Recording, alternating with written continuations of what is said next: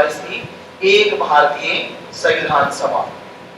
इसका मतलब था एक भारतीय क्यों लिखा गया है? नंबर एक पर भारत संघ जो अस्तित्व में नहीं आया 1935 में, ब्रिटिश रियासतें, ब्रिटिश भारत की 2 रियासतें और रियासतें दूसरी इकाइयां हैं, प्रांत और चीफ कमिश्नर क्षेत्र, इन सबको मिलाकर क्या बनेगी? एक संविधान सभा बनेगी। इसलिए जब आप आगे बढ़ोगे कि संविधान सभा किन के लिए बनाएगी? भारत के लिए भी बनाएगी, ब्रिटिश भारत के लिए भी बनाएगी, देशी रियासतों के लिए भी बनाएगी और मुख्य आयुक्त के क्षेत्रों के लिए भी बनाएगी। 3 इकाइयां आप मान सकते हो। ऐसा भारत जिसके 11 ब्रिटिश प्रांत थे, ऐसा भारत जिसके 4 चीफ कमिश्नर क्षेत्र थे और ऐसा भारत जिसकी 562 देशी रियासतें थी। जैसे 11 राज्यों को 3 टुकड़ों में बांटा गया, ऐसे ही 562 रियासतों को 3 राज्य समूहों में बांटा गया। 562 से तो एक ले लोगे तो 562 तो वही हो गए, इतने तो संविधान सभा में आदमी थे ही नहीं, फिर कहां चले गए? 562 रियासतों को ग्रुपिंग करके 3 समूहों में बांटा गया। एक ग्रुप में ऐसे 20 रियासतों को रखा गया, बड़ी बड़ी रियासतों। बी ग्रुप में 14 रियासतों को रखा गया और सी ग्रुप में 9 रियासतों को रखा गया। 562 को ग्रुपिंग किया गया 43। इसका मतलब 43 तो हो गए। अब आप इसको से समझ सकते हो, 11 ब्रिटिश प्रांत, 4 चीफ कमिश्नर क्षेत्र और 43 देशी रियासतें। इन सबके प्रतिनिधि किसमें होंगे? भारत की संविधान सभा में। इस अनुशंसा के अनुसार तो 2 देशों की बात नहीं की उसने यही कहा संपूर्ण भारत के लिए एक संविधान सभा होगी। अब इस संविधान सभा के लिए आगे दूसरी सिफारिश को आपको लिखना है। तो एक संविधान सभा मतलब एक भारतीय संविधान सभा, ये इसकी अनुशंसा है। तो जब प्रश्न आएगा इनमें से क्या सही नहीं है, तो ये सही रहेगा कि पूरे देश के लिए एक संविधान सभा निर्धारित की गई, ये सिफारिश सही है। उसके आगे की जो सिफारिश होगी उसमें आपको त्रुटिपूर्ण कौन सा मैं बताऊंगा। दूसरे नंबर पर दूसरी सिफारिश लिखो। पहली सिफारिश दिखा दी थी मैंने, ब्रिटिश भारत के लिए देशी रियासतों सहित एक संविधान सभा का गठन किया जाएगा। दूसरी सिफारिश लिखो, यह संविधान सभा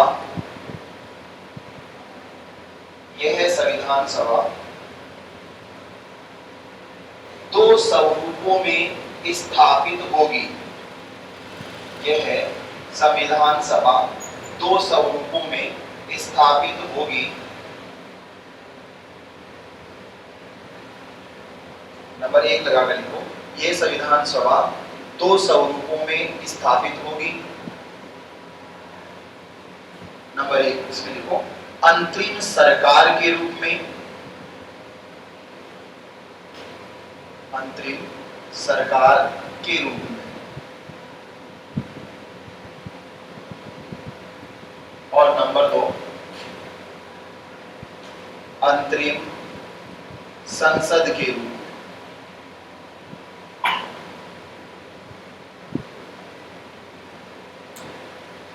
यह संविधान सभा 2 स्वरूपों में स्थापित होगी। नंबर 1 अंतरिम सरकार के रूप में और नंबर 2 अंतरिम संसद के रूप में। अब देखो यहाँ आपको ये ध्यान रखना है, कैबिनेट मिशन की दूसरी अनुशंसा में ये कहा गया एक संविधान सभा होगी। पहली सिफारिश उसी के आगे, ये संविधान सभा कितने स्वरूपों में होगी? 2 स्वरूपों। इसका एक भाग क्या कहलाएगा? अंतरिम सरकार कहलाएगा। तो ये आपको ध्यान रखना है कि अंतरिम सरकार आज तक एक ही बार बनी है और अंतरिम संसद भी आज तक एक बार ही बनी। जब तक अल्पकालीन प्रावधान है, इसका मतलब है कि जब तक संविधान सभा संविधान पूरा नहीं बना दे तब तक अंतरिम संसद नहीं बनेगी। नंबर 2 है पहले नंबर पर कि जब तक संविधान पूरा नहीं बने तब तक संविधान सभा के 14 सदस्य क्या होंगे? सरकार के रूप में होंगे। सरकार को क्या कहा जाएगा? अंतरिम सरकार। आज भी संसद है, नरेंद्र मोदी गवर्नमेंट की सरकार है। नरेंद्र मोदी सरकार का मतलब है एक मंत्री परिषद और मंत्री परिषद का मुखिया, उसको भारत सरकार कहते हैं, जिसको आप कार्यपालिका कहते हो, और संसद यानी लोकसभा, राज्यसभा और भारत का राष्ट्रपति, तीनों को संसद कहते हैं। ये संसद बाद में बनेगी, पहले अंतरिम सरकार का गठन होगा। अंतरिम सरकार का गठन संविधान सभा की बैठक से पहले हुआ, ये आपको ध्यान रखना है। ये अल्पकालीन प्रावधान था। 2 सितंबर 1946 को पहली बार अंतरिम सरकार का गठन हुआ। दूसरी बार जिसमें मोहम्मद अली जिन्ना मुस्लिम लीग नहीं था, वो अक्टूबर में आया था। 31 अक्टूबर 1946 के बाद संविधान सभा जब दोबारा बिखरी हुई संविधान सभा या 2 संविधान सभाएं थी, तब इस सरकार का क्या हुआ, वापस पुनर्गठन हुआ है। अंतरिम सरकार संविधान सभा का अल्पकालीन प्रावधान था और अंतरिम संसद संविधान सभा का दीर्घकालीन प्रावधान था। दो स्वरूपों में कि जब तक संविधान नहीं बने तो अंतरिम सरकार देश का शासन चलाए। अब प्रश्न पूछा जाता है कि इस तारीख से 16 मई 1946 से लेकर 25 जनवरी 1950 तक शासन किस अधिनियम के तहत किया गया? 1935 के अधिनियम के तहत किसने किया? अंतरिम सरकार ने किया। अंतरिम सरकार का अध्यक्ष कौन था? वायसराय था, यह आपको ध्यान रखना है। अंतरिम सरकार, ये अंतरिम सरकार जब मैंने आपको बताया था 1773 का अधिनियम और 4+1, अब ये किसमें कन्वर्ट हो गई? विधानसभा हो गई, विधान परिषद हो गई, प्रांतों में विधानसभा हो गई, विधान परिषद हो गई, सारी व्यवस्था गवर्नर और गवर्नर की कार्यकारी परिषद। तो अंतरिम सरकार का अध्यक्ष गवर्नर जनरल था। तो ये आपको विशेष रूप से ध्यान रखना है। जनवरी 1944 से लेकर मार्च 1947 तक लॉर्ड वेवेल भारत के क्या थे? वायसराय। एक तो ये ध्यान रखोगे। दूसरी बात, इस समय ब्रिटेन के प्रधानमंत्री 1945 से लेकर 1950 वाली स्थिति में कौन थे? क्लेमेंट एटली थे। और ब्रिटिश सम्राट जॉर्ज सस्टम के समय हमें क्या मिली है? आजादी मिली है। एटली के समय आजादी मिली है और आजादी माउंटबेटन के समय मिली है। लेकिन संविधान सभा के, इसका मतलब हो गया ब्रिटेन की तरफ से कि संविधान सभा की जो अंतिम सरकार थी उसके अध्यक्ष कौन थे? लॉर्ड वेवेल थे वायसराय। इसके उपाध्यक्ष कौन थे? जवाहरलाल नेहरू थे। फिर बाकी के, इसका मतलब एक तो इसका अध्यक्ष था जो सदस्य नहीं माना जाएगा और 14 इसमें क्या थे? सदस्य थे। इनको लेकर भी मुस्लिम लीग और कांग्रेस और डॉक्टर बी.आर. अम्बेडकर के बीच क्या था? विरोधाभास था। अम्बेडकर चाह रहा था कि हमारी तरफ से ज्यादा प्रतिनिधि हो, मुस्लिम लीग चाह रहा था हमारी तरफ से बराबर प्रतिनिधि हो। कांग्रेस के बराबर ही है ना हमारा दल, इसलिए अगर 5 कांग्रेस के हो तो 5 हमारी तरफ से हो, बाकी 4 आप ले लो। लेकिन कांग्रेस चाह रही थी कि 7 हमारी तरफ से हो और 5 मुस्लिम लीग की तरफ से हो और 2 हैं वो माइनॉरिटी से हो, अल्पसंख्यकों से हो, उसका ये मानना था। अंततः कैबिनेट मिशन ने अपनी इच्छा अनुसार इस सरकार का क्या किया? गठन किया। हालांकि इसमें जो जवाहरलाल नेहरू थे उपाध्यक्ष बने, ये भी आपको ध्यान रखना, आगे मैं लिखाऊंगा। और सबसे बड़ी बात कि मोहम्मद अली जिन्ना की न चाहते हुए, क्योंकि नेहरू ने कहा कि मुसलमानों का प्रतिनिधित्व करता है मुस्लिम लीग, तो हमारी तरफ से मुसलमान है ना, मौलाना अबुल कलाम आजाद है वो मुस्लिम है। जिन्ना ने कहा कि कांग्रेस की तरफ से जो मुसलमान है या मुस्लिम है वो हमारा प्रतिनिधि नहीं है। ऐसे सीमांत प्रांत से अब्दुल गफ्फार खान का नाम आपने सुना होगा, वो भी मुस्लिम था। लेकिन उस पठान नायक को भी मोहम्मद अली जिन्ना ने कहा हमारी तरफ से ये नहीं है। आपको आश्चर्य होगा 11 अगस्त 1947 को पाकिस्तान की संविधान सभा का गठन हुआ। वेवेल को वैसे उसने रवाना कर दिया है, सॉरी माउंटबेटन को वैसे उसने मानने से इनकार कर दिया है। और दूसरा कि पठान नायक और अन्य मुस्लिमों को भी मानने से इनकार कर दिया, क्योंकि उत्तर पश्चिम सीमांत प्रांत पाकिस्तान में चला गया, हमारे पास था ही नहीं। तो उसने इस बात का बदला लिया कि उस समय आपने नेहरू का साथ दिया या इंडियन नेशनल कांग्रेस का साथ दिया, तो इसका परिणाम आपको भुगतना पड़ेगा, क्योंकि उस समय तक टुकड़े हो चुके। इसका मतलब अंतरिम सरकार, अल्पकालीन प्रावधान और अंतरिम संसद जब संविधान बन जाएगा उसके बाद संविधान सभा किसमें बदलेगी? अंतरिम संसद में। तो अंतरिम संसद का प्रावधान कैबिनेट मिशन ने 1946 में ही कर दिया था। इसलिए 26 जनवरी 1950 से हमारी संसद कहां तक चली? फरवरी 1952 तक। उसके बाद जब चुनाव पूरे हो गए तो नई संसद का क्या हुआ? गठन हुआ। इस समय भारत की संसद का एक ही सदन था, सदन का नाम नहीं है, ना तो लोकसभा था ना ही राज्यसभा थी, केवल एक सदन था। सदन कुछ नहीं था, संविधान सभा ही क्या है? संसद। ये आपको ध्यान रखना है। नेक्स्ट लाइन नंबर 3 लगा बैठो। इस संविधान सभा में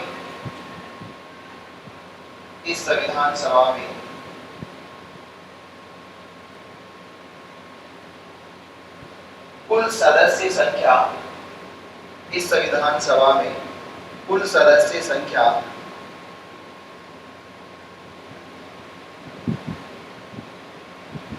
संपूर्ण भारत से, इस संविधान सभा में कुल सदस्य संख्या को निकाल लो। इस संविधान सभा में कुल सदस्य संख्या संपूर्ण भारत से 389 निर्धारित की गई, 389। इस संविधान सभा में कुल सदस्य संख्या संपूर्ण भारत से 389 मल्टीप्लाई कर दो, 389 निर्धारित की गई, जिसमें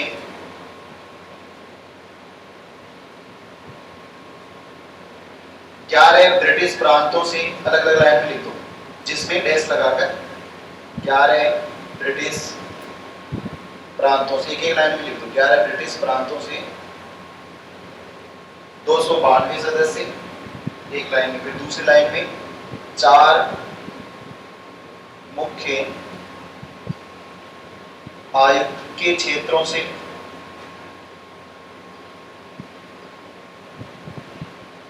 04 और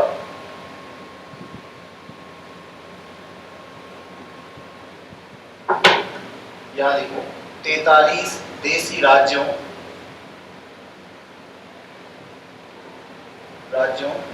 से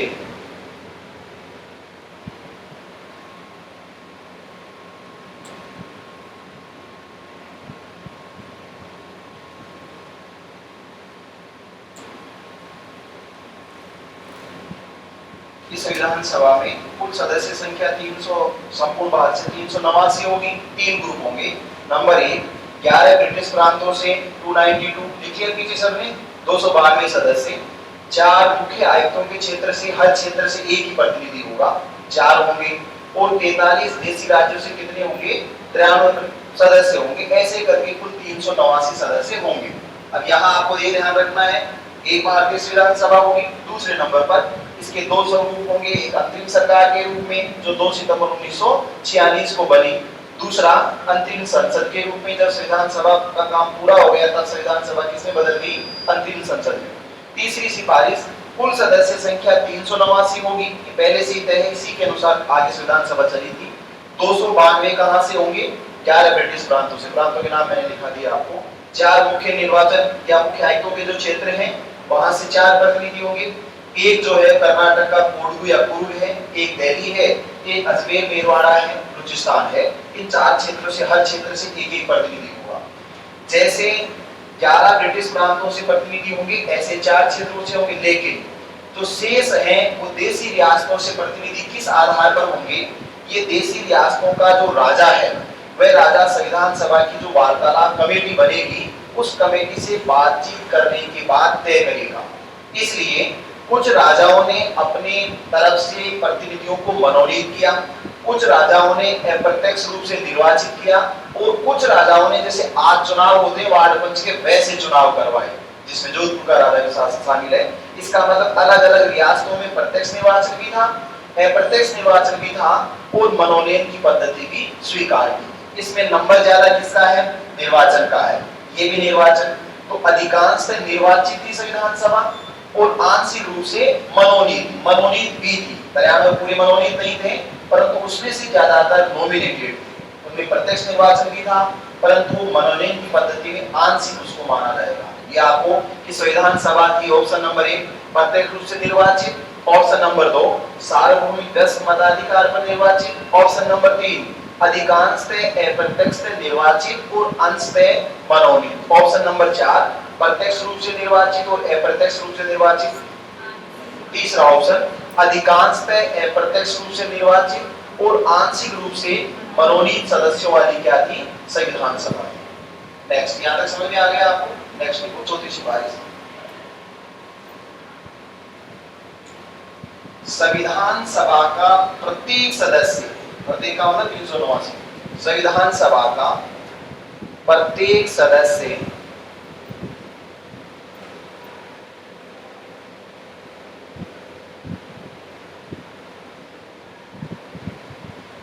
लगभग 10 लाख की जनसंख्या का प्रतिनिधित्व करेगा।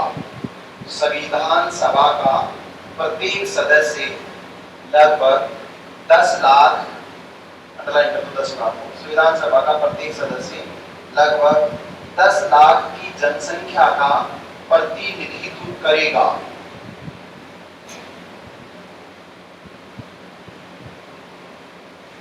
देखो इसका मतलब है कि सबने कैबिनेट मिशन योजना ने पॉपुलेशन की बात कही। जिस जनसंख्या को कैबिनेट मिशन ने कहा है वैसी जनसंख्या आज भी है। ये तय किया गया कि जनसंख्या के हिसाब से हम क्या देंगे? प्रतिनिधित्व देंगे। और जनसंख्या के हिसाब से प्रांतों में ज्यादा जनसंख्या थी इसलिए ज्यादा सीटें मिली, चीफ कमिश्नर क्षेत्रों में जनसंख्या कम थी इसलिए कम सीटें मिली, और देसी रियासतों में और कम संख्या थी इन प्रांतों की तुलना में, इसलिए देसी रियासतों को इतनी ही सीटें मिली। तो कम सीटें क्यों दी मैंने कहा आपको, टोटल पॉपुलेशन के हिसाब से कि पॉपुलेशन तय करेगा कि सीटें आपको कितनी मिलेंगी। जैसे उत्तर प्रदेश है, उत्तर प्रदेश की लोकसभा में सीटें ज्यादा है, मान लीजिए 80 सीटें हैं, और राजस्थान से कितनी है, अरे 25 सीटें हैं लोकसभा में। ऐसे राज्यसभा में कितनी है राजस्थान से, 10 सीटें, आता रहता है। और ऐसे उत्तर प्रदेश से कितनी है, 31। तो जिस राज्य की जनसंख्या ज्यादा होगी उसकी सीटें ज्यादा होंगी, और जिसकी जनसंख्या कम होगी उसकी सीटें कम होंगी। तो जनसंख्या के आधार पर प्रतिनिधित्व को डिवाइड किया गया। तो मद्रास और बंगाल बड़े प्रांत थे तो वहां सीटें ज्यादा मिली, ये तो टोटल सीटें हैं। किसी को 60 मिली, किसी को 43 मिली, किसी को 20 मिली, किसी को 4 मिली। सिंध जैसे प्रांत में उनको सीटें कम मिली। तो इसका मतलब है जनसंख्या पर यह तय किया गया कि लगभग 10 लाख की जनसंख्या पर क्या होगा, एक प्रतिनिधित्व होगा। अब ये जनसंख्या जिस क्षेत्र में ज्यादा रहेगी उसको ज्यादा सीटें मिलेगी, और जनसंख्या कम रहेगी उसको सीटें कम मिलेगी। ये हर प्रतिनिधि कितनी जनसंख्या का प्रतिनिधित्व कर रहा था, 10 लाख। तो 10 लाख इंटू 389, ये उस समय की जनसंख्या को आदर्श डाटा माना गया है। नेक्स्ट 5वीं सिपाही को, सभी निर्वाचन क्षेत्रों को, सभी निर्वाचन क्षेत्रों को,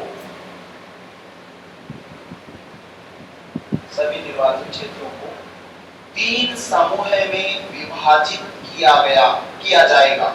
सभी निर्वाचन क्षेत्रों को 3 समूहों में विभाजित किया जाएगा।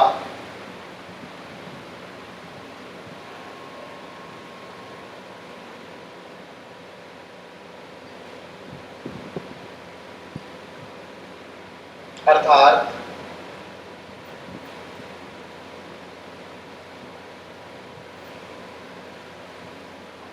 सभी निर्वाचन क्षेत्र, इसका मतलब है कि पूरे जो निर्वाचन क्षेत्र है उन निर्वाचन क्षेत्रों की बात है कि जहां चुनाव होंगे। ये तो आएंगे नहीं, आपको ध्यान रखना है कि राजा के लिए जरूरी नहीं है कि वह अनुसूचित जाति से मनोनीत करे, ईसाई को मनोनीत करे या एंग्लो इंडियन को मनोनीत करे। राजा के लिए जरूरी नहीं था। पहले भी कहा कि ब्रिटिश भारत पर कानून लागू था, देसी राज्यों पर लागू नहीं था। इसलिए राजा के लिए कंडीशन नहीं थी कि वह अलग अलग जाति धर्म के समुदाय से मनोनीत, कोई जरूरी नहीं, वो एक समुदाय से सारे मनोनीत कर सकता था। ये किस पर प्रावधान था, सिर्फ ब्रिटिश भारत पर। इन 296 लोगों में से जो निर्वाचन क्षेत्र होंगे तो सभी निर्वाचन क्षेत्र या चुनाव होंगे उसको निर्वाचन क्षेत्र कहा जाएगा। तो जैसे निर्वाचन क्षेत्रों को डिवाइड किया गया तो 3 ग्रुप में किया जाएगा। जनरल होंगे जहां हिंदू और सब हो सकते हैं, जनरल का मतलब। दूसरे मुस्लिम, केवल मुस्लिम लोगों के लिए। और तीसरे सिख, तो सिखों के लिए केवल पंजाब को रिजर्व किया गया कि पंजाब में 4 सीटें सिखों के लिए रिजर्व है। 40 लाख की जनसंख्या हो गई, 4 सीटें सिखों के लिए रहेंगी। ऐसे मुसलमानों के लिए 78 सीटें रखी गई। ए ग्रुप में भी रखी गई, बी ग्रुप में भी रखी गई और सी ग्रुप में भी। इसका मतलब हिंदुओं के साथ भी थे मुसलमान, यानी कि मद्रास और बंबई की बात आप कर रहे हो, बिहार की बात कर रहे हो, उड़ीसा की बात कर रहे हो, संयुक्त प्रांत और मध्य प्रांत। यहाँ मुस्लिम थे, अल्पसंख्यक थे, फिर भी मुसलमानों को यहाँ प्रतिनिधित्व दिया गया। 20 सीटें कम से कम दी गई। 187 में से 167 जनरल रखी गई, 20 मुसलमानों को दी गई। सिखों को 11 में से केवल एक ही प्रांत में प्रतिनिधित्व दिया गया, सिर्फ पंजाब में। लेकिन मुसलमानों को तीनों ग्रुप में प्रतिनिधित्व दिया गया। इसका मतलब ए ग्रुप में मुसलमान थे अल्पसंख्या में, बी ग्रुप में तो होंगे ही होंगे क्योंकि सिंध और बलूचिस्तान वाला क्षेत्र है, पंजाब वाला क्षेत्र है, उत्तर पश्चिम सीमांत प्रांत का क्षेत्र, तो वहां मुसलमान थे। इसके अलावा मुसलमान बंगाल और असम में भी थे। तो मुसलमानों को तो तीनों क्षेत्रों में प्रतिनिधित्व था, हिंदू सामान्य है ना, हिंदू के अलग से लेंगे। और सिखों को केवल पंजाब में प्रतिनिधित्व दिया गया। ये केवल 11 और 4 15 क्षेत्रों में ही था, रियासतों में ऐसा प्रतिनिधित्व किसी के लिए नहीं था। नेक्स्ट 6वीं सिफारिश कितनी हो गई, 5 हो गई ना। अर्थात पंजाब, केवल पंजाब, केवल लिखो, अर्थात केवल पंजाब प्रांत में, केवल पंजाब प्रांत में सिखों के लिए, केवल पंजाब प्रांत में सिखों के लिए 4 सीटें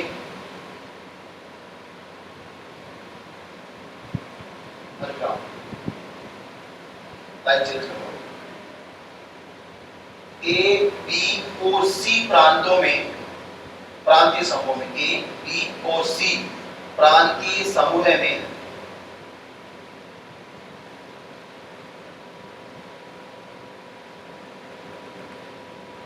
मुस्लिम समुदाय के लोगों के लिए, मुस्लिम समुदाय के लोगों के लिए, इन तीनों प्रांतों में ए बी और सी प्रांतीय समूह में मुस्लिम समुदाय के लोगों के लिए 78 सीटें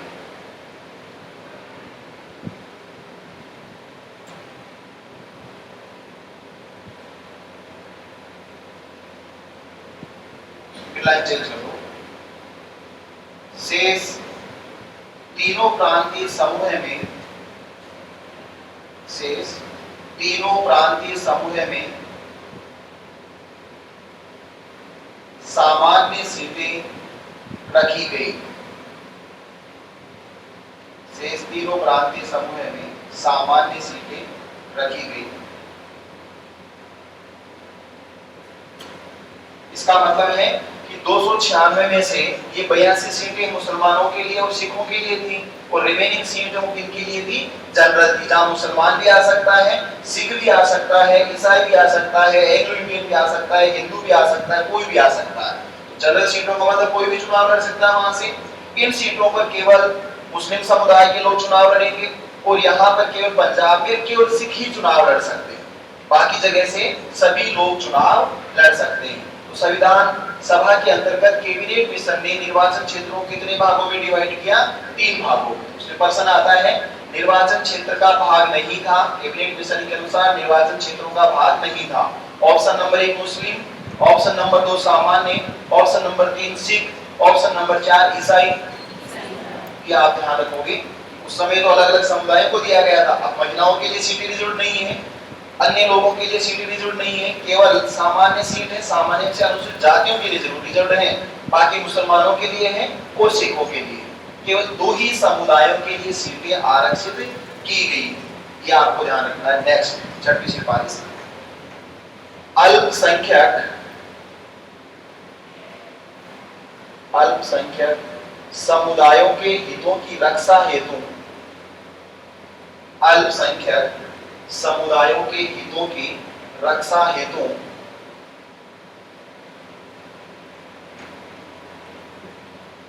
अल्पसंख्यक समुदायों के हितों की रक्षा हेतु संवैधानिक प्रावधान किए जाएंगे। कॉन्स्टिट्यूशन प्रोविजंस, अल्पसंख्यक समुदायों के हितों की रक्षा हेतु संवैधानिक प्रावधान किए जाएंगे। इसका मतलब है कि कैबिनेट मिशन योजना में ये प्रावधान था, पीछे लिख लिया गया, अल्पसंख्यक समुदायों के हितों की रक्षा हेतु संवैधानिक प्रावधान किए जाएंगे। आज जो अल्पसंख्यक आयोग बना हुआ आपको दिखाई देता है संविधान में, केवल संविधान सभा की देन नहीं है, ये कैबिनेट मिशन ने पहले से ही, क्योंकि अम्बेडकर और तमाम तरह के ग्रुप डिमांड कर रहे थे। अगर आपको थोड़ा बहुत पता हो तो राउंड टेबल कॉन्फ्रेंस में जब 30, 31 और 32 में 3 बार राउंड टेबल कॉन्फ्रेंस हुई। 32 में अम्बेडकर और गांधी के बीच विवाद हो गया था कि अम्बेडकर चाह रहे थे कि उनके लिए कॉन्स्टिट्यूशनल प्रोविजन किया जाए, कुछ सीटें संविधान के तहत उनको आरक्षित की जाए। गांधी चाह रहे थे कि हम सामान्य सीटों में से आपको सीट दे देंगे, आप अलग से सीट क्यों मांग रहे हो। उनका यह मानना था कि जैसे मुसलमानों को दी गई, जैसे सिखों को दी गई है, अन्य समुदायों को दी गई, ऐसे हमें भी सीट दो आप। लेकिन ऐसी सीटों का गांधी क्या कर रहे थे? विरोध कर रहे थे। इसलिए आपको पता है बाद में 20 सितंबर 1932 को महात्मा गांधी ने आमरण अनशन किया पुणे जेल में, यरोदा में जो जेल है वहां पर, और पूना पैक्ट हुआ 26 सितंबर 1932 को महात्मा गांधी और अम्बेडकर के बीच। पूना पैक्ट में तय हुआ कि सामान्य सीटों में से हम अनुसूचित जाति के लोगों को सीटें दे देंगे, यानी सामान्य सीटें रहेंगी उन्हीं में से हम आरक्षित कर देंगे। उस समय शेष सीटों में से 33 सीटें अनुसूचित जातियों के लिए रिजर्व की गई। टोटल में से कितनी सीटें रिजर्व की गई थी आपको ध्यान रखना है। तो यहाँ पर माइनॉरिटी के लिए कि कैबिनेट मिशन ने अनुशंसा की कि संविधान सभा जब संविधान बनाए तो संविधान में ये प्रावधान करेगी कि माइनॉरिटी के हितों की रक्षा कैसे करोगे। एक उनको अल्पसंख्यक घोषित किया जाएगा। इसका मतलब अल्पसंख्यक क्या है? संविधान में डेफिनेशन नहीं है। जब आसपास के किसी क्षेत्र में सभी जगह पर, चाहे वो दुकानें हो, सरकारी नौकरी हो, प्राइवेट क्षेत्र हो, बॉलीवुड मूवी हो, क्रिकेट हो, किसानी खेती हो, व्यापारी हो, उनमें अगर किसी समुदाय का हिस्सा कम है तो उसको क्या कहा जाता है? अल्पसंख्यक। क्या हिंदू अल्पसंख्यक हो सकते हैं? बिल्कुल हो सकते हैं। जब उनको प्राधान्य नहीं मिलेगा तो वहां हिंदू अल्पसंख्यक होंगे। नहीं केवल बांग्लादेश में अल्पसंख्यक हैं, अपितु भारत के रीजन में भी हिंदू क्या है? अल्पसंख्यक है। पूरे देश में तो ज्यादा है हिंदू, लेकिन कुछ क्षेत्र ऐसे हैं जहां मुस्लिम ज्यादा है और हिंदू कम है, वहां हिंदू क्या है? माइनॉरिटी में है, वो अल्पसंख्यक है। वो पाकिस्तान और बांग्लादेश में नहीं, हमारे भी अल्पसंख्यक हैं। इसके अलावा रिमेनिंग जो आपको दिखाई दे रहा है कि 86% तो हिंदू हैं और 14% तो 2001 का डेटा है, 14% तो कम हो गए ना। बाकी सारे ही क्या हैं? अल्पसंख्यक हैं, चाहे बौद्ध हो, चाहे जैन हो, चाहे मुस्लिम हो, चाहे ईसाई हो, ये सारे क्या है? माइनॉरिटी में, ऑलरेडी माइनॉरिटी में डिफाइन है, तो अलग से डिफाइन करने की जरूरत नहीं है। तो इसलिए संविधान सभा ने, कैबिनेट मिशन की अनुशंसा थी, उसी ने कहा कि संविधान में क्या करेंगे? इनके हितों की रक्षा करने का प्रावधान किया जाएगा, ऐसा किया गया। नेक्स्ट 7वीं रिकमेंडेशन,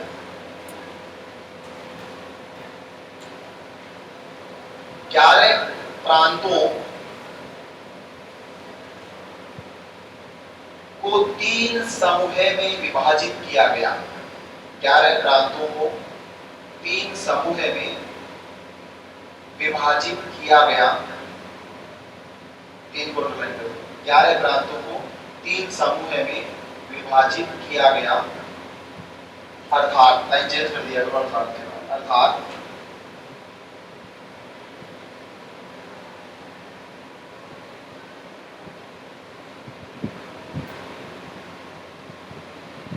तीन समूह तो इन प्रांतों के बनाए गए, उसी के साथ इनको अटैच किया गया चीन कम्युनिस्ट क्षेत्रों को, और देशी रियासतों के 43 समूह, 3 समूह बनाए गए 43 में। तो नंबर 1 पर तो 11 जो प्रांत हैं उसी के साथ 4 चीन कम्युनिस्ट क्षेत्र शामिल हैं।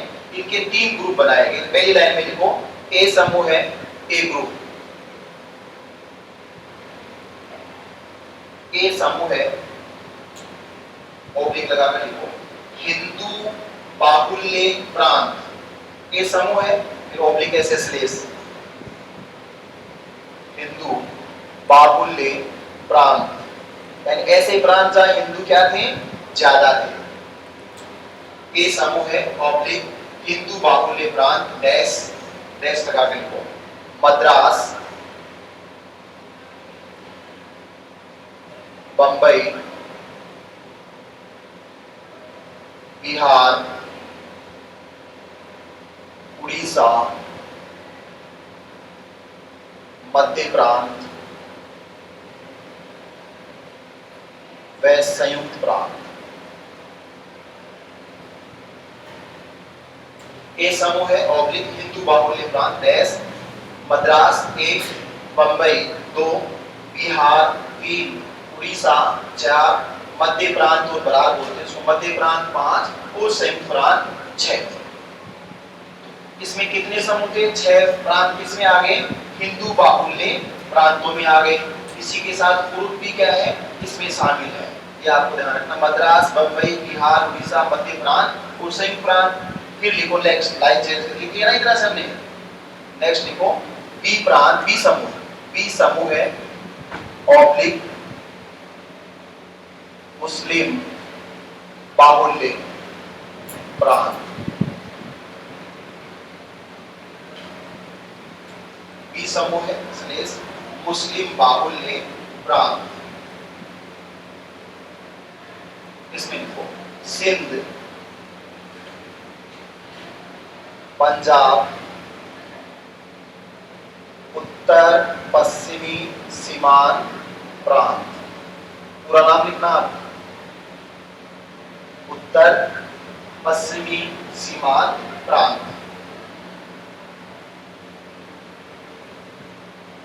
पंजाब, उत्तर पश्चिमी सीमांत प्रांत। और पोस्ट में लिख दो, बलूचिस्तान।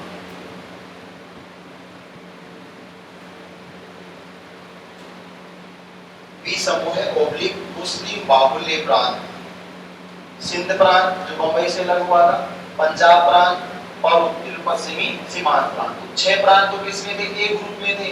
3 प्रांत किसमें है? बी ग्रुप में 9 हो गए और 2 प्रांत किसमें थे? सी ग्रुप में। एक तो ये ध्यान रखोगे।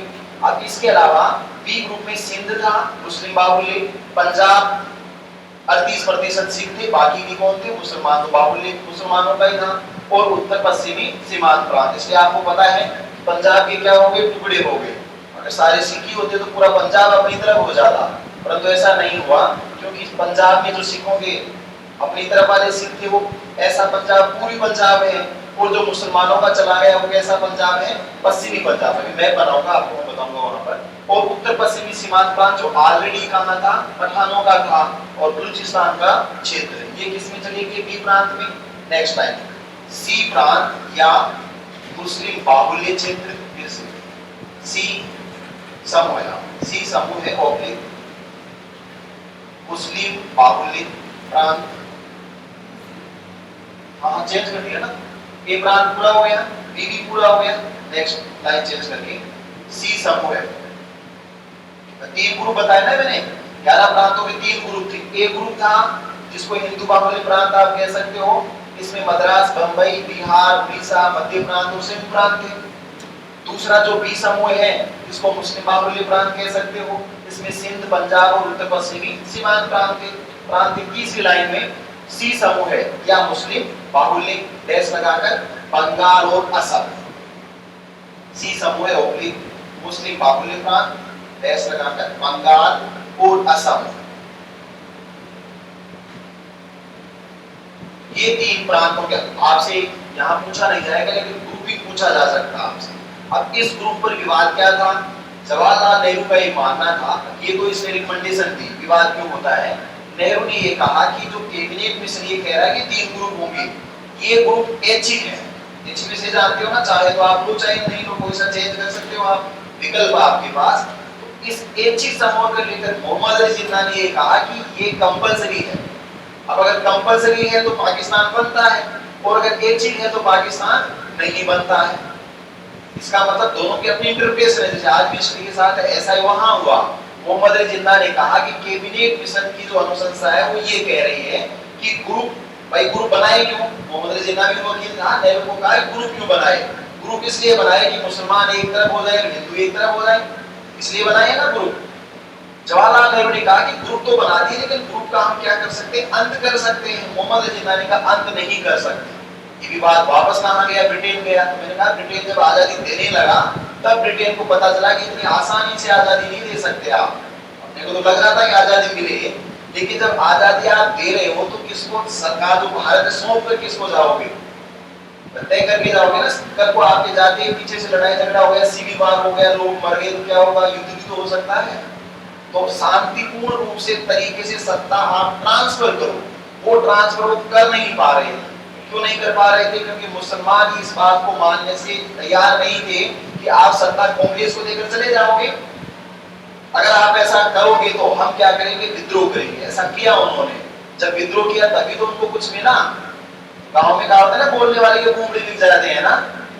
इसका मतलब है कि वहां जो वकील का तो काम बोलना ही होता है। Mohammad Ali Jinnah Cambridge university scholar था, और इसलिए मोहम्मद अली जिन्ना ने कहा कि पाकिस्तान को लेकर रहेंगे, चाहे लड़कर लेंगे पाकिस्तान, चाहे इच्छा से दे दो पाकिस्तान। इसलिए जब गांधी ने क्विट इंडिया मूवमेंट कहा था तो कहा फर्स्ट स्टॉप, पहले रुको आप, first divide and then go. अंग्रेज कैसे चले जाएंगे ऐसे?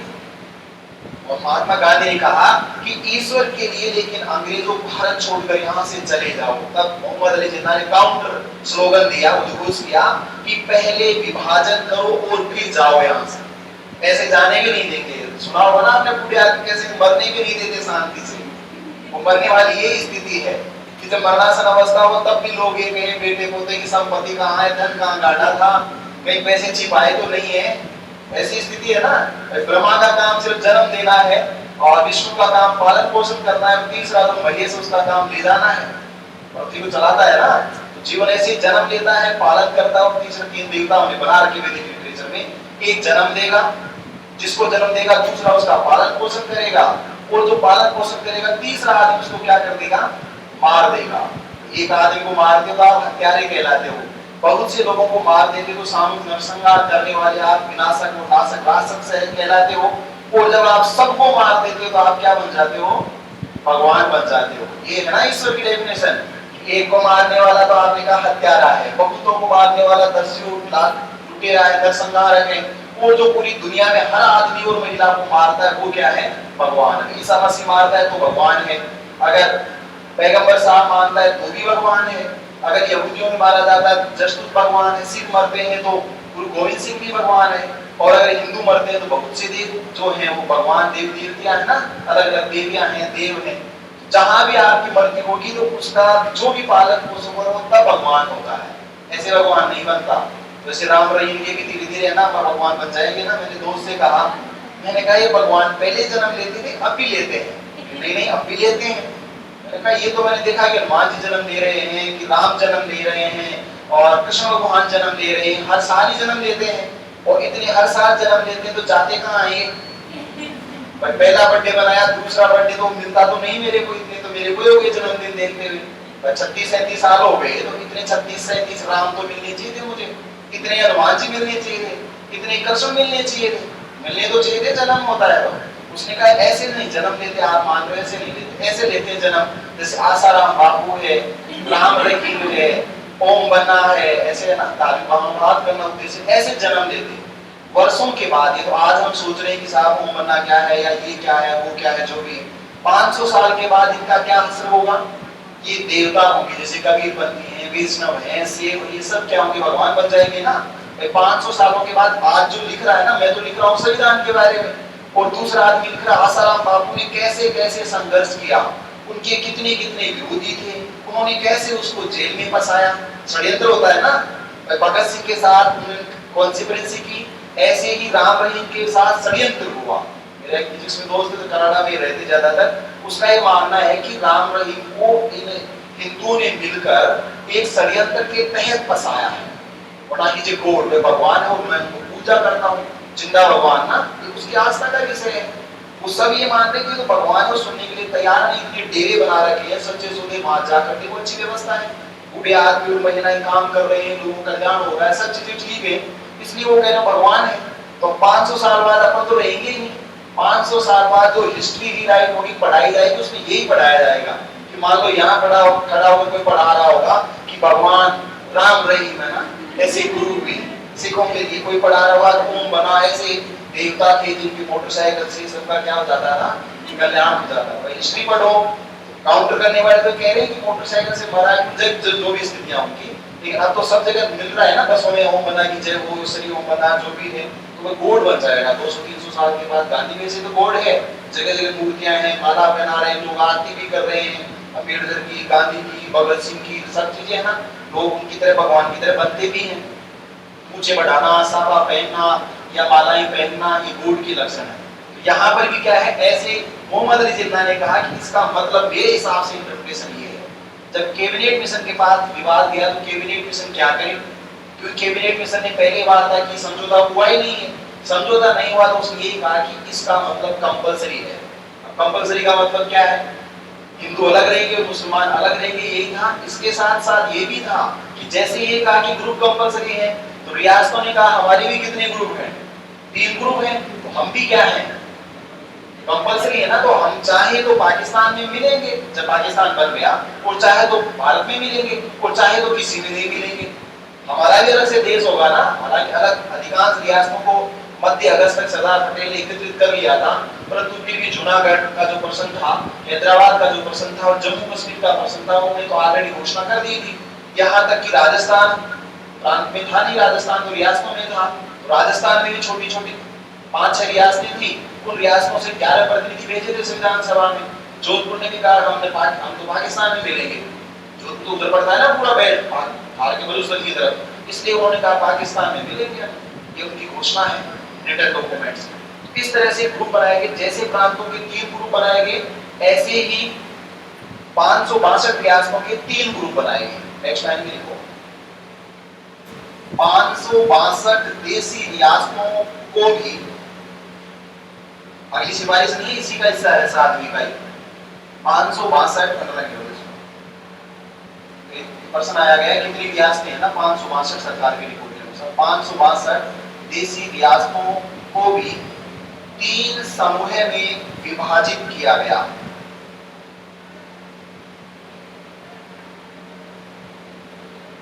562 देशी रियासतों को भी 3 समूह में विभाजित किया गया।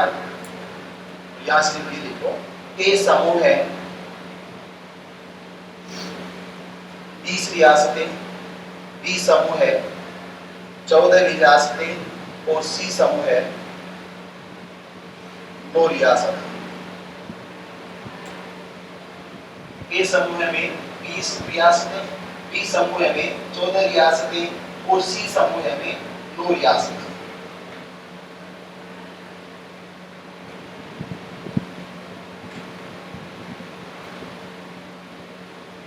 अब 43 रियासत बन गई 562 की। इनको अलग अलग ग्रुपिंग में कितनी सीटें दी गई? 93 सीटें दी गई। ऐसी जो भी सीटें होंगी उनका राजा जो तय करेगा उसके हिसाब से होगा। ये तो रिकमेंडेशन थी उसकी, आपको रिकमेंडेशन इतना ही ध्यान रखना है कि रिकमेंडेशन के हिसाब से संविधान सभा के क्या होंगे, चुनाव होंगे, जिनके बारे में बातचीत करेंगे। और अलग अलग पहली जो रिकमेंडेशन है, एक संविधान सभा होगी, ऐसे आपको याद रखना है, सभी के लिए एक संविधान सभा होगी। दूसरे रूप में ये संविधान सभा के कितने भाग होंगे? 2 भाग होंगे। एक अंतरिम संसद होगा, सरकार होगा, जिसमें 15 आदमी थे, ध्यान रखोगे आप।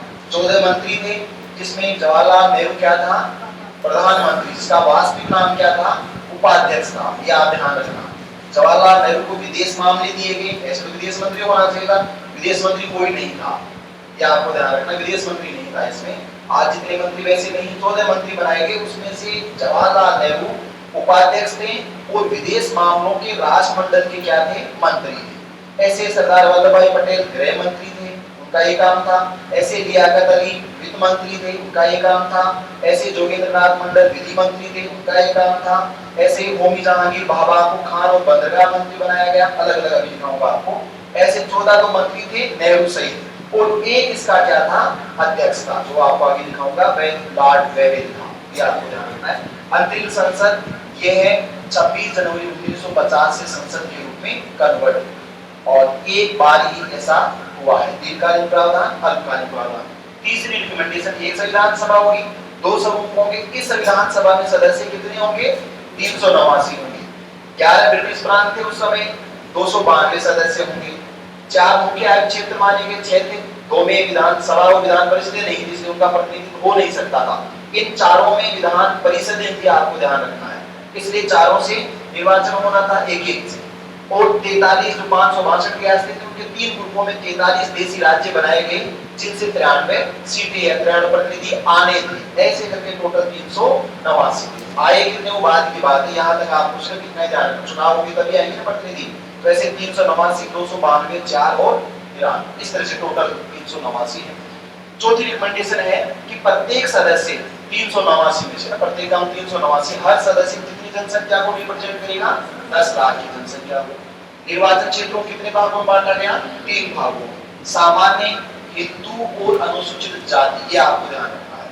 मुस्लिम केवल मुस्लिम 78 सीटें, सिख केवल पंजाब में सिखों के लिए, मुसलमान तीनों प्रांत तीनों ग्रुप में थे, हिंदू भी तीनों ग्रुप में थे, सिख केवल एक ग्रुप में थे, बी ग्रुप में थे, और केवल एक प्रांत में थे, पंजाब प्रांत में। सिख और जगह से भी जीत कर आए, परंतु सिखों के लिए रिजर्व सीटें कहां थी? केवल पंजाब में थी, वो भी आधे पंजाब।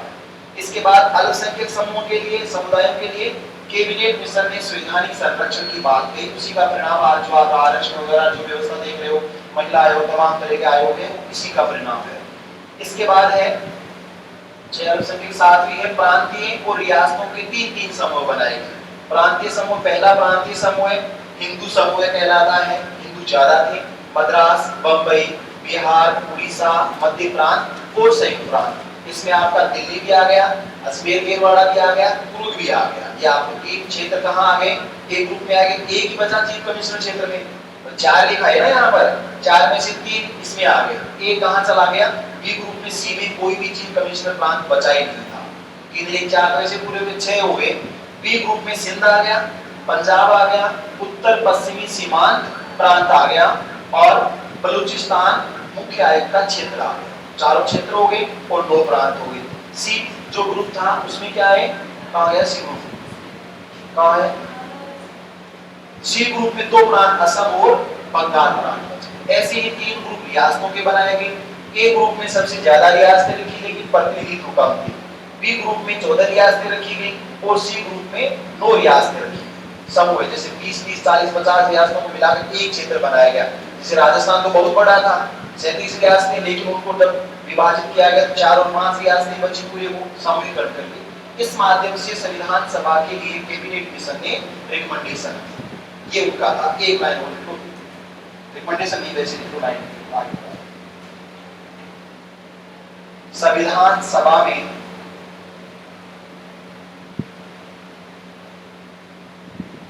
शामिल होने वाले सदस्यों का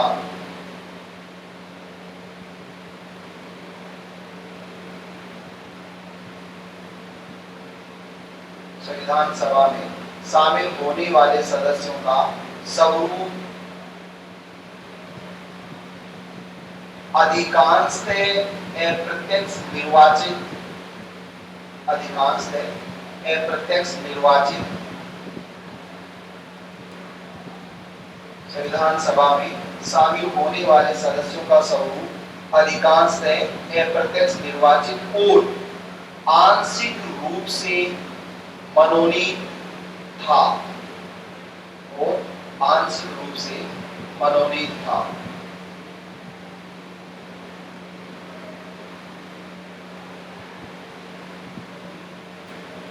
इसने रिकमेंडेशन दे दी है 16 मई 1946 की बात है। जैसे ही मई 1946 में रिकमेंडेशन दी है, उसके बाद विवाद शुरू हो जाता है। रिकमेंडेशन के जस्ट बाद विवाद शुरू हो गया, क्योंकि कैबिनेट मिशन की इस योजना को पहले मुस्लिम लीग ने स्वीकार किया 6 जून को। 16 मई का रिकमेंडेशन है, यहाँ पर 6 जून को मुस्लिम लीग ने कहा कि ठीक है, प्रांतों को लेकर हमें लगता है पाकिस्तान बन जाएगा। जब जवाहरलाल नेहरू को पता चला कि वो ये कह रहा है कि तो कंपल्सरी है, तो उसने भी बाद में 24 जून को स्वीकार किया। 6 जून को मुस्लिम लीग ने और 24 जून को राष्ट्रीय कांग्रेस ने कैबिनेट मिशन को स्वीकार कर लिया, बाकी ने स्वीकार नहीं किया। एक लाइन और लिखो, 6 जून 1946 को,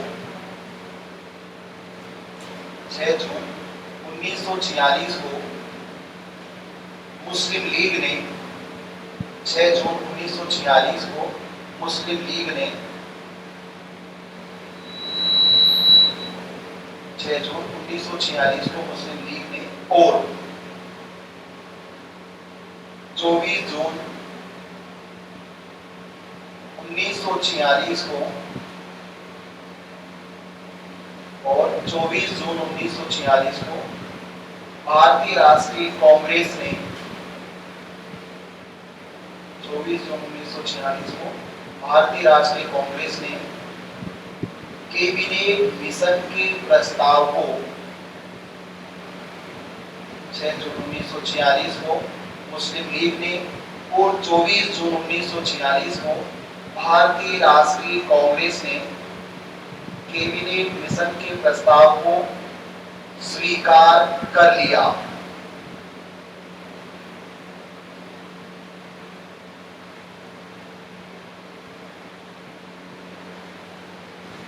नेक्स्ट हेडिंग लिखो, संविधान सभा के चुनाव एवं परिणाम।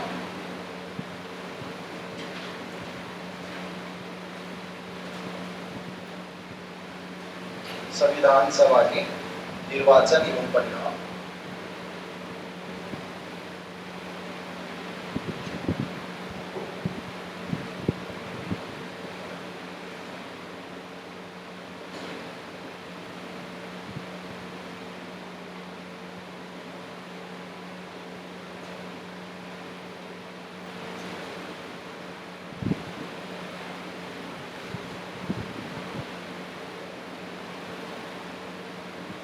संघर्ष कहाँ चले जाते हो बीच में, ऐसे मिस मत करो। संविधान सभा के निर्वाचन, तो संविधान सभा का गठन हुआ कैबिनेट मिशन के अनुसार, कैबिनेट ने रिकमेंडेशन दे दी और दोनों दलों ने ऐसी रिकमेंडेशन को जून माह में स्वीकार कर लिया। जैसे उन्होंने स्वीकार किया, जुलाई में निर्वाचन शुरू हो गए। लगभग जुलाई में निर्वाचन के लिए लॉर्ड वेवेल ने घोषणा की कि आने वाली सर्दियों के समय हम क्या कराएंगे, चुनाव कराएंगे। उसका मानना है कि अक्टूबर से लेकर अप्रैल तक चुनाव चले, वो अक्टूबर से फरवरी तक चुनाव कराना चाहते थे। अक्टूबर 1946 उसका ये मानना है इस समय से कि जब अक्टूबर चुनाव हो जाए, समाप्त हो जाएंगे और नवंबर में जो प्रस्तावित था उनका नवंबर दिसंबर में हम बैठक बुला लेंगे, उसके बाद कार्रवाई शुरू हो जाएगी। परंतु इसके जो चुनाव हैं जुलाई और अगस्त महीने में क्या हो गए, पूरे हो गए। और अगस्त के बाद सितंबर में 2 सितंबर को अंतरिम सरकार बनाने के लिए उन्होंने रिकमेंडेशन दी थी, बना भी दी गई। हालांकि मुस्लिम लीग से उसमें कोई नहीं आया, नेहरू की खुद की तरफ से 3 मुसलमान उसमें शामिल थे। अली जिन्ना ने कहा मुसलमान नहीं हिंदू हैं इसलिए हम इसको मानते नहीं है। 2 महीने तक रिकमेंडेशन चलता रहा। अक्टूबर में जाकर उसने कहा कि ठीक है 5 मुसलमानों को आप हमारी तरफ से शामिल कर लो। शामिल भी कर लिया गया अंतरिम सरकार में। 9 दिसंबर 6 से 9 दिसंबर तक वार्तालाप हुई। 9 दिसंबर को पहली मीटिंग हुई।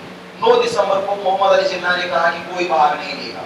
मोहम्मद अली जिन्ना पंजाब से जीते थे चुनाव, ये आपको ध्यान रखना है।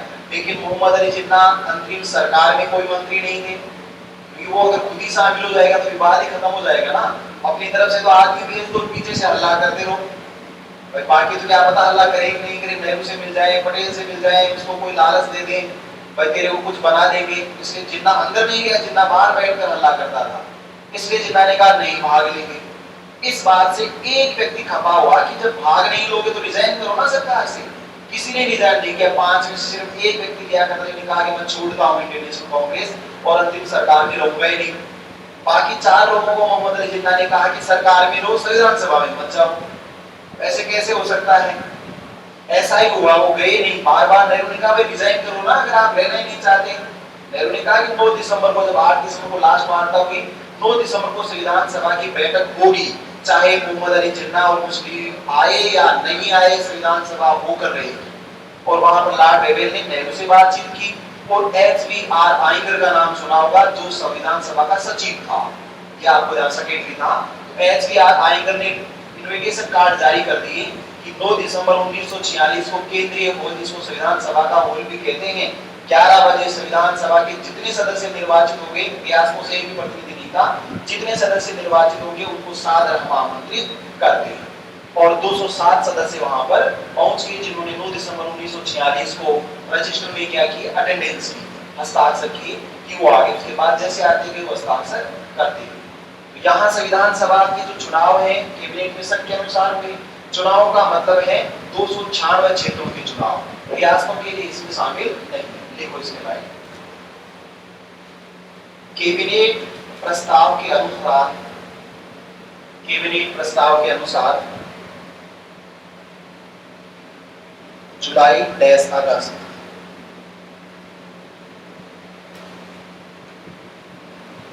कैबिनेट प्रस्ताव के अनुसार जुलाई अगस्त 1946 में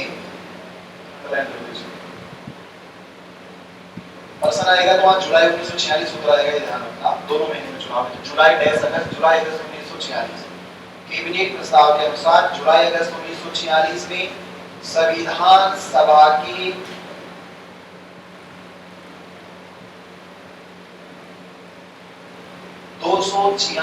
सदस्यों के लिए 296 सदस्यों के लिए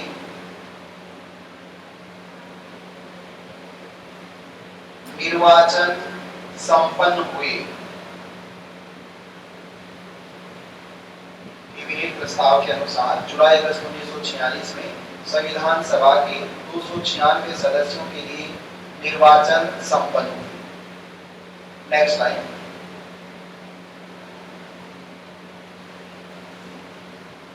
इस समय विद्यमान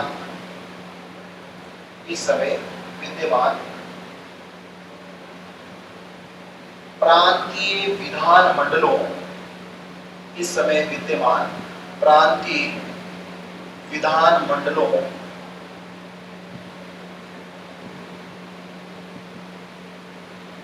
के सदस्यों के द्वारा, इस समय विद्यमान, इसको अंडरलाइन कर दो, प्रांतीय विधानमंडलों के सदस्यों के द्वारा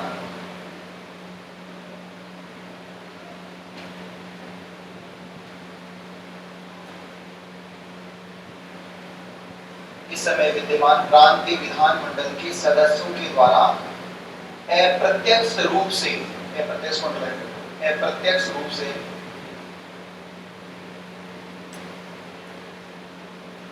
संविधान सभा के सदस्यों का चुनाव किया गया।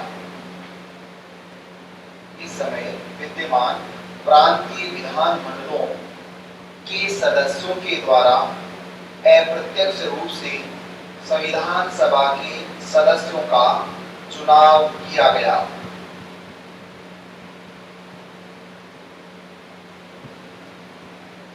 देखो यहाँ आपको ये ध्यान रखना है कि प्रांतीय विधानमंडल सिर्फ प्रांतों में, चीफ कमिश्नर क्षेत्रों में हो सकते हैं, रियासतों में वो नहीं थे।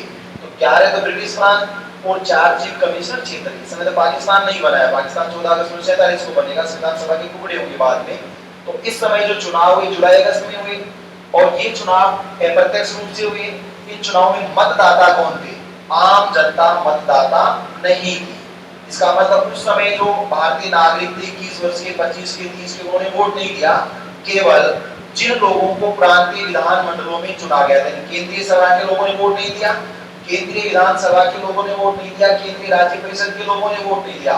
जो 11 प्रांतीय और 4 चीफ कमिश्नर क्षेत्र थे, इन 15 समूह से जो या तो विधानसभा के मेंबर थे, 6 प्रांतों में द्विसदनीय विधानमंडल था।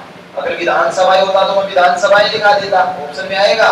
प्रांतों की विधानसभाओं के द्वारा नहीं, प्रांतों के विधानमंडलों के सदस्यों के द्वारा, क्योंकि विधानसभा में तो केवल विधानसभा आएगी, और विधानमंडल में विधानसभा, प्रांतीय विधानसभा और प्रांतीय विधान परिषद दोनों आती है। ये आपको ध्यान रखना है। इन सब ने क्या किया? चुनाव किया। तो डायरेक्ट वोट नहीं दिया गया, इनडायरेक्ट दिया गया। इनके निर्वाचन की पद्धति क्या थी? ये प्रश्न पूछा गया। नेक्स्ट लाइन,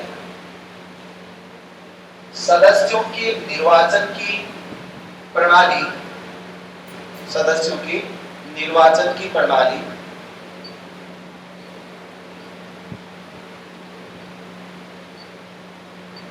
आनुपातिक प्रतिनिधित्व की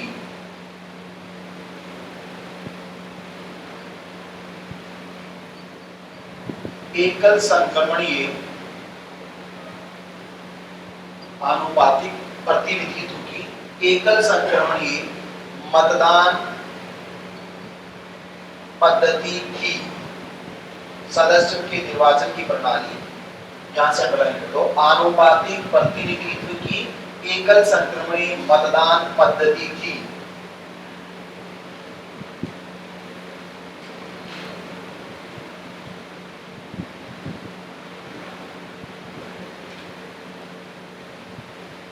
अब देखो ऐसा क्यों है? देखिए सबने, दुनिया भर में 2 तरह के निर्वाचन क्षेत्र होते हैं। एक निर्वाचन क्षेत्र जिसको एकल सदस्य निर्वाचन क्षेत्र कहा जाता है, जैसे कि आपकी श्रीमाधोपुर विधानसभा का क्षेत्र है, यहाँ से एक ही एमएलए जीतता है, 2-4 थोड़े जीतते हैं, एक ही जीतेगा, खड़े हो सकते हैं 5, 10, 20, 50, लेकिन एक जीतेगा। इसको कहते हैं एकल सदस्य निर्वाचन क्षेत्र।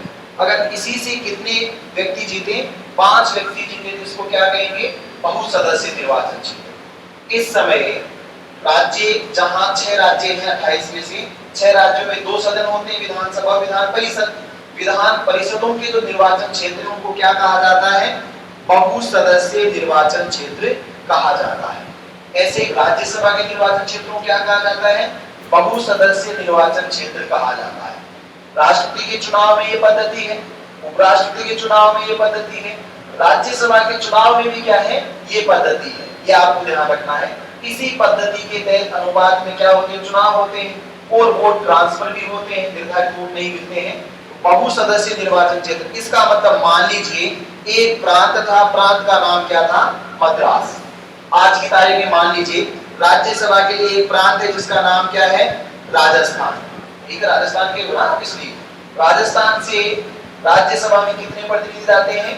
10। एक साथ तो नहीं जाते, अलग अलग जाते हुए, 3 एक बार गए, 3 एक बार गए, 4 एक बार गए।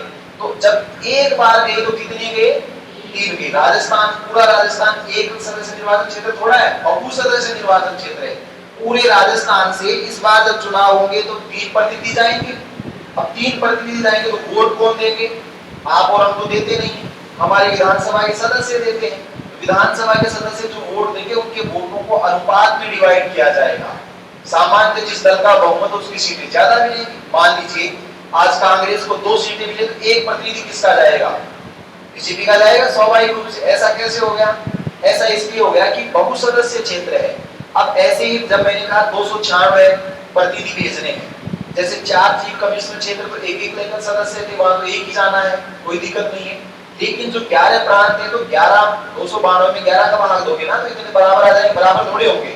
इसमें मान लीजिए मद्रास से कितने सदस्य चुने जाने थे? 60। मद्रास एक प्रांत है, मान लीजिए ये क्षेत्र है मद्रास का, इस क्षेत्र से 60 लोगों का क्या करना है? चुनाव करना है पूरे क्षेत्र से। आप और हम वोट देते तो एकल सदस्य हो जाता, हम वोट नहीं देंगे, मद्रास की विधानसभा के सदस्य वोट देंगे। कितने लोगों को वोट देंगे? वो 60 निर्वाचित करने हैं ना, तो ये बहुसदस्य क्षेत्र है। अब वो अनुपात में वोट डालेंगे और उनके वोट क्या होंगे? ट्रांसफर होंगे। इसलिए ये क्या होगा? मल्टी मेंबर कॉन्स्टिट्यूएंसी एरिया है, अनुपात में वोट दिए जाएंगे फिर उनका निर्वाचन होगा। इसलिए ये पद्धति क्या है?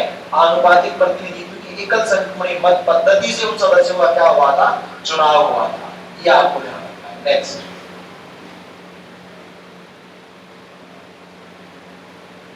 निर्वाचन के परिणाम के तहत, निर्वाचन के परिणाम, ऐसे निर्वाचन के परिणाम इस प्रकार थे, निर्वाचन के परिणाम इस प्रकार थे।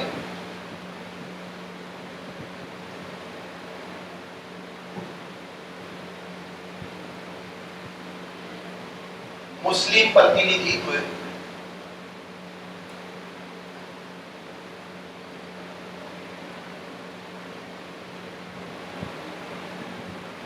मुस्लिम प्रतिनिधित्व डैश लगा के लिखो, 78 में से 73 सीटें, लाइन चेंज करते हैं ना, एक एक लाइन में लिखो। निर्वाचन के परिणाम इस प्रकार थे, डैश लगा के छोड़ दो, फिर लाइन में लिखो, एक लाइन में सिर्फ मुस्लिम प्रतिनिधित्व डैश 78 में से 73 सीटें। नेक्स्ट लाइन में लिखो, सिख प्रतिनिधित्व, सिख समुदाय, सिख प्रतिनिधित्व 4 में से 4 सीटें, 4 में से 4 सीटें।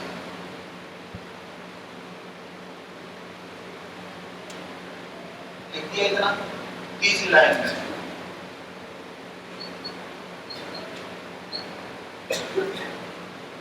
सामान्य सीटों में से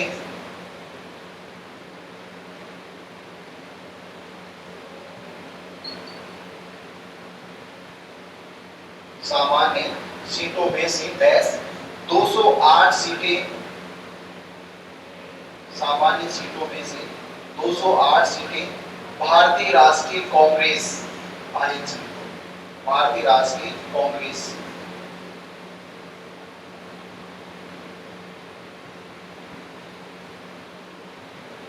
फिर आगे लिखो, शेष 7 सीटें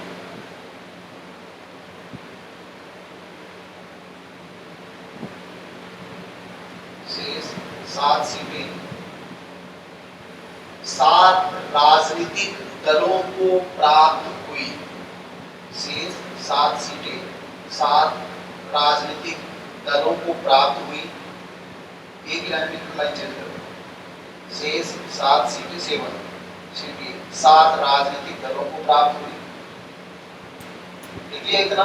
नेक्स्ट लाइन, मुख्य आयुक्तों के क्षेत्रों से, मुख्य आयुक्तों के 4 क्षेत्रों से, मुख्य आयुक्तों के 4 क्षेत्रों से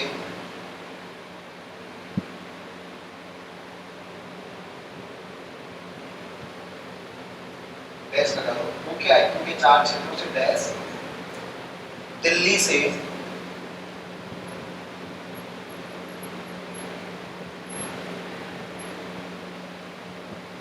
श्री आसफ अली, आसफ अली का क्या था? हस्बैंड था ना, आसफ अली नहीं, ध्यान रखना। श्री आसफ अली दिल्ली से, आसफ अली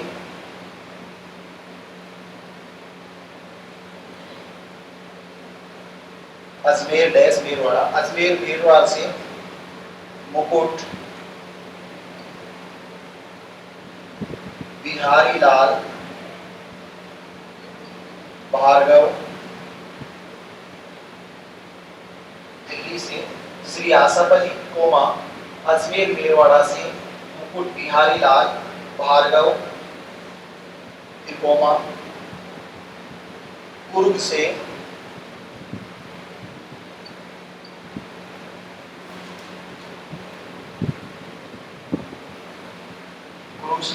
CM पुनाछा,